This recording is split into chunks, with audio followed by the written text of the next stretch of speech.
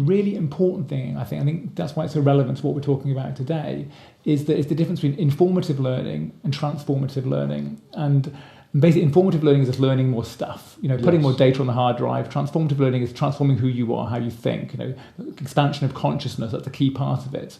And what's really interesting is there seems to be consensus amongst the kind of academic and kind of thinking community around leadership. We need people who are more agile, more flexible. That means they need to be transformed. They need to transform. They need to have a high level of consciousness.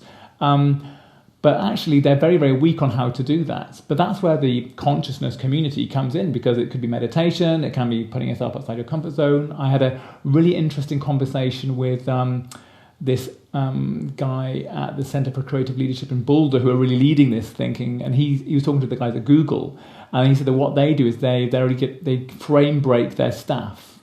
So that they get them to really think in radically new ways, which I think is particularly relevant for their technical staff. Mm-hmm. But what was really interesting, and I think it's again a real challenge for the kind of consciousness movement, is that he found that sending everyone away on retreats wasn't that useful, because when they got back to their desk, they couldn't integrate it. It was just such an unreal situation. And so he developed this idea which he called suboptimal leadership development, whereby he makes the process much more like their messy day-to-day lives.